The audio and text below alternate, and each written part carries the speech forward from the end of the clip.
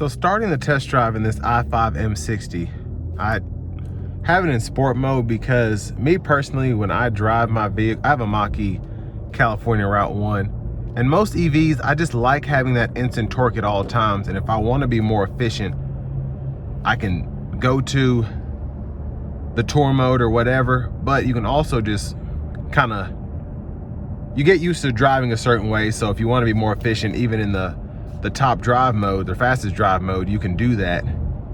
You just kind of have to know how to adjust with the pedal. So I'm going to do that here. But the ride is very good so far, and it's extremely windy outside, and the sound acoustics, I can barely hear the wind coming through. So pretty impressed overall just with how luxurious this thing feels. Now I do have it in that B mode, so that max regen, pretty much, I'm gonna see if it's a true one pedal, but so far it's feeling like that. And the drive just gives it a minimal regen, which people who are used to just driving gas powered BMWs, that might be where you wanna start out with, and it might be more fun to drive it that way and make it feel like a typical internal combustion BMW as opposed to an EV. But very quiet in the cabin. I'm listening for the road noise, so I can just barely hear it. But honestly, with it being an EV and even in sport mode here, I'm very impressed by the ride quality, the sound within the cabin. I'm gonna scoot the seat back so I can get a wider view.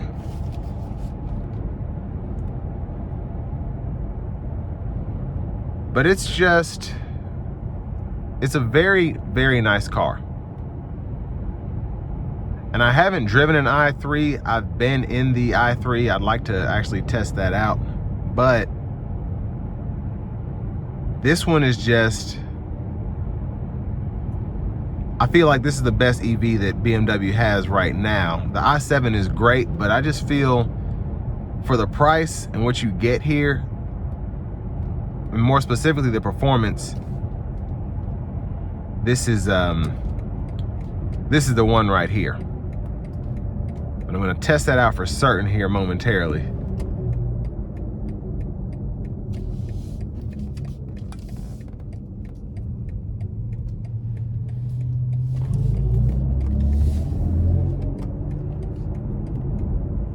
So yeah, just in sport mode here,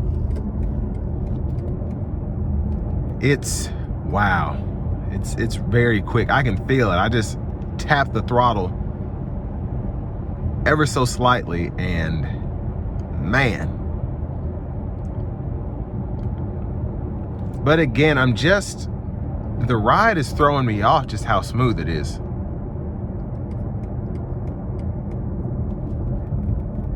It still feels controllable, not necessarily stiff, but sporty, while also just having an extremely plush overall ride quality.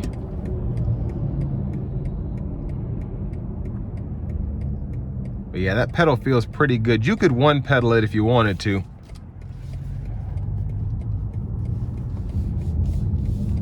I'm gonna come around this corner and then put my foot in it.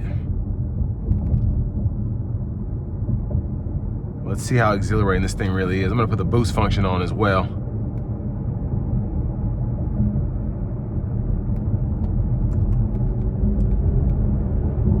All right, here we go. Gosh. Oh my gosh. Wow. Yeah, that was incredible. Absolutely incredible. And they did a good job with the sound. They really did. That was pretty impressive.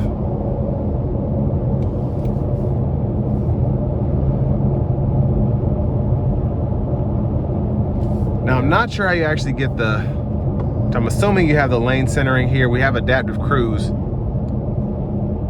but that might be something I have to go into all right, there we go. So now we have the lane centering. You have to hit the button a couple times, but I have the lane centering here, and then I also have the adaptive cruise going, and it can feel when I'm not holding the wheel, so I can't just go like that. But my gosh, this M60, it's EPA rated to get 256 miles on a charge, and I see why. just from what I've researched, I think you can do a bit better real world if you try to use range to the best of your ability, but with this kind of car, I just don't know how you could. I mean, oh, that was incredible. Just from the sound, everything that was done here to make you get that full-on experience was like a work of art. Just stunning. Now I'm gonna change the drive mode and go ahead and put it back. Let's try the efficient mode here. Now the bolsters loosen up. Throttle response isn't nearly as eager, if I should say. But still pretty quick.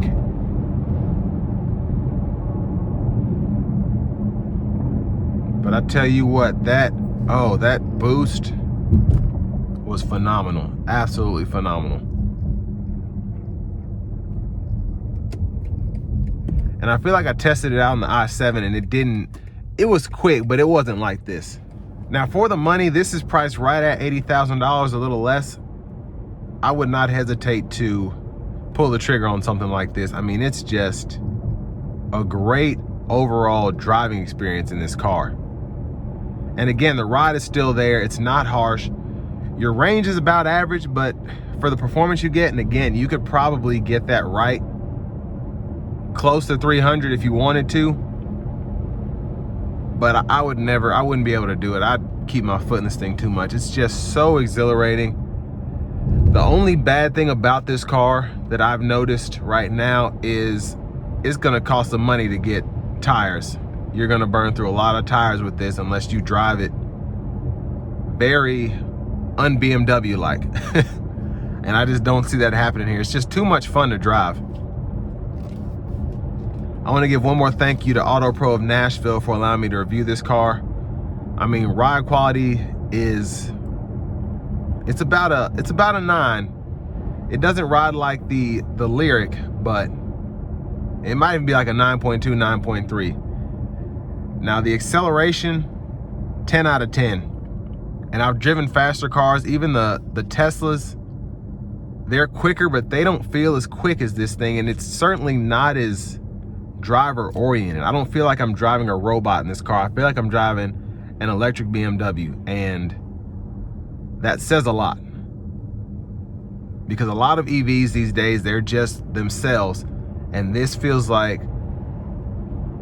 an i5 M60. It just feels like another BMW that just happens to be electric.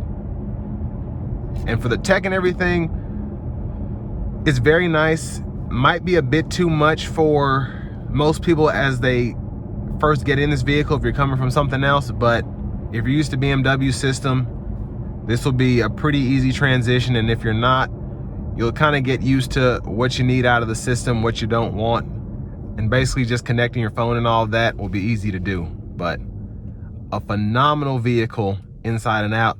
And this will bring me to the end of my review of this 2024 BMW i5 M60.